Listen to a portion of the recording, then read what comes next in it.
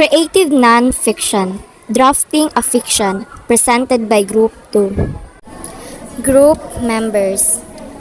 What is drafting fiction? Fiction writing is the composition of non-factual prose texts. Fictional writing often is produced as a story meant to entertain or convey an author's point of view. Fiction refers to prose in which imaginary stories, either realistic or unrealistic, are told. This includes stories, novels, and romance. Drafting is the phase where the writers create an initial version of their work. Even seasoned writers find the prospect daunting as they feel pressure to generate fresh and original context whenever faced with a blank page. So first, choose a topic. In choosing a topic, aim to touch the heart. The most effective short story evoke deep emotions in the readers. So, why is it important to choose a topic? Is it important to choose a topic to catch the reader's attention?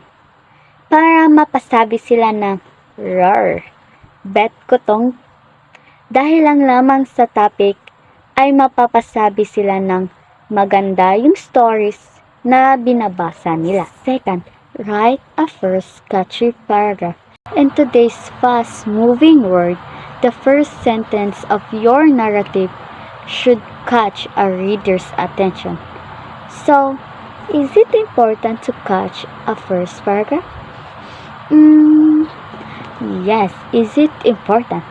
Because the first paragraph is a chance to make a first strong impression and it increases the chance that the reader will continue reading and find a value of your writing. Well, hello guys. Today we talk about the development of characters. We'll talk about the third step in developing a fiction, which is develop the characters.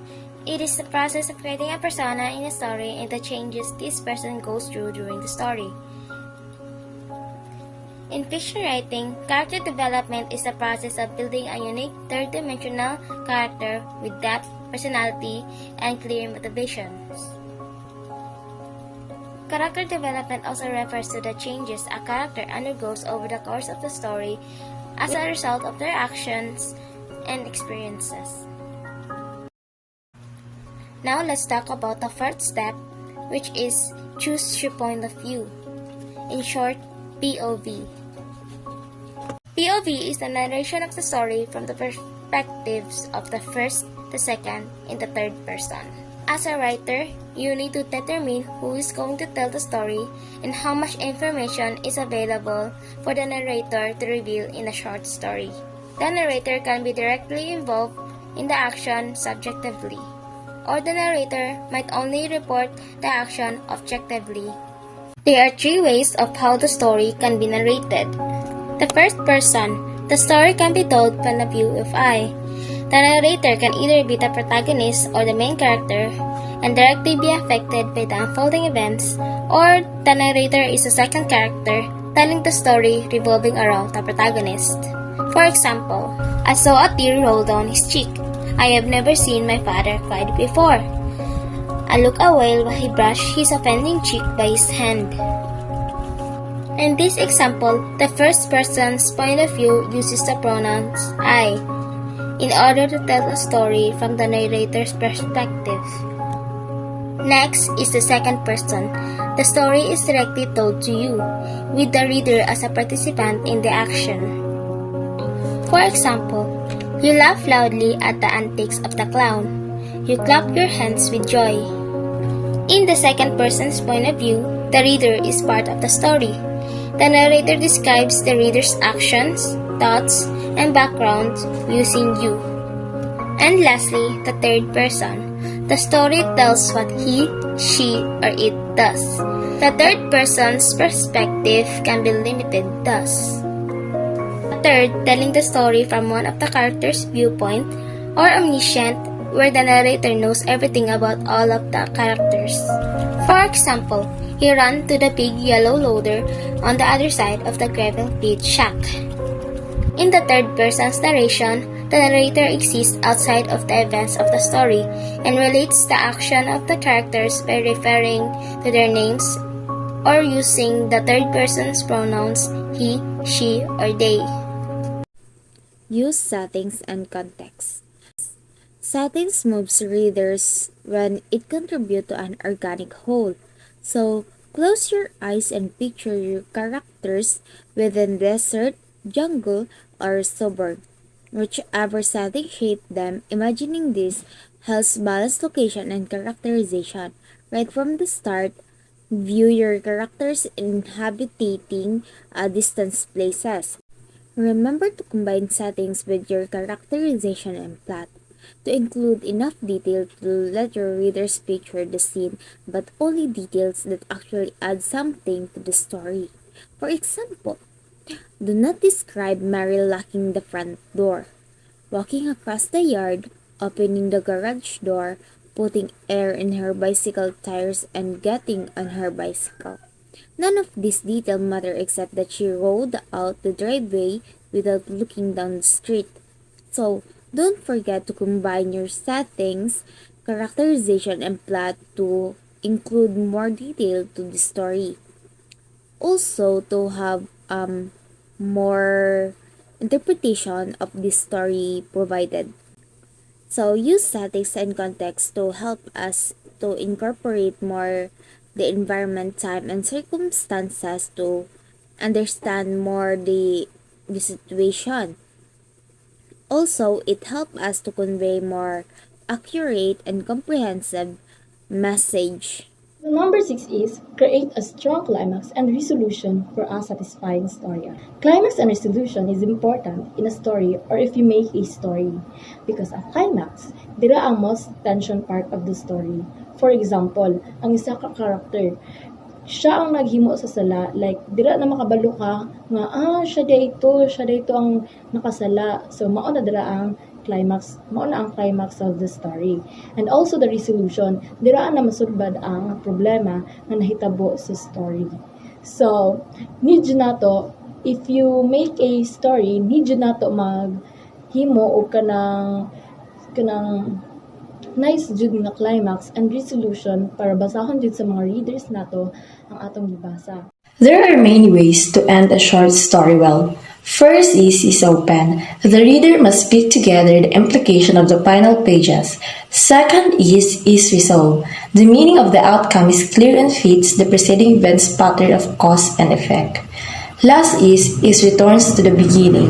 An opening image or action returns in the story. Is given a circular structure. Good day everyone, I am Russell Kansharif, presenting Organize and Developing Ideas. Firstly, starting with chronological order. This is a very common way to organize ideas as a writer or storyteller that basically involves dishing out ideas or details in order of time, first to last. For example, if a student wants to prepare for an exam, she will take a class, then study, and finally take the exam. Next one is logical order. It refers to the sequence of arrangement of the ideas and information in a way that makes sense and is easy for students or the readers to comprehend and understand. For example, in describing the dining room in an old house, one student might arrange her sentences in order from the top to the bottom of the room while another student might move from left to right. Third one is climactic order. It is when paragraphs are arranged by least important to most important. Remember, the word climax is the rising action where the most compression takes place. Fourth one, random order. Just as it seems, this framework allows you to order your ideas on whim and whimsy more than any specific or logical progression. Lastly, spatial order. It is describing a scene as things are arranged in a physical space, either by moving from one detail to the next or as viewed from one stationary vantage point. 8. Use any literary convention of a genre. A literary convention is the name given to a well-established technique or feature of a particular genre. Here are some examples. A soliloquy is a convention of Shakespeare's plays because it appears so frequently in his most popular works like Macbeth and Romeo and Juliet. A moral message is a convention of fable. Foreshadowing is a convention of short stories and novels, and the reader recognizes that it is regularly used by authors to hint at the events to come. Convention involves 14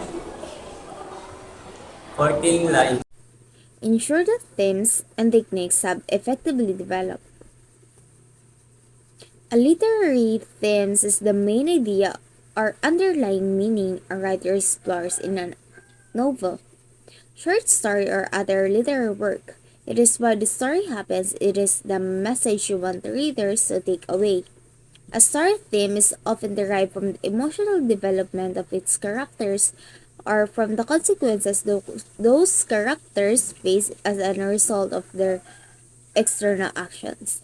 And any form of expression, literature, art, communication for several reasons, such as clarity and understanding, engagement, emotional impact, artistic expressions, unity, cohesions, and critical understanding.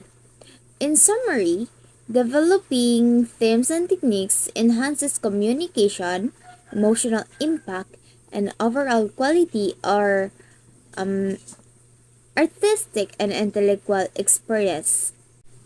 Example of the themes: Aesop's Fable, The Tortoise and the Hare, The Danger of Overconfidence, George Orwell 1984, The Beauty of Individual Freedom and the Danger of Absolute Power. Lord of the Rings by J.R.R. Tolkien, Love and Mercy Overcome Evil. The Old Man and the Sea by Ernest Hemingway, Endurance and Perseverance Known for Age. The Gift of the Magi by O. Henry, The Timeless Beauty of Sacrificed Love. The Wizard of Oz by L. Frank Baum. The dearest things to us is often found at home. Remember, the fiction writer's choice of literary techniques is an important element of fiction. There are many techniques available to the writer, such as allusion, alliteration, allegory. Some popular techniques or devices include symbolism, imagery, and figurative language, such as simile, metaphor, and personification.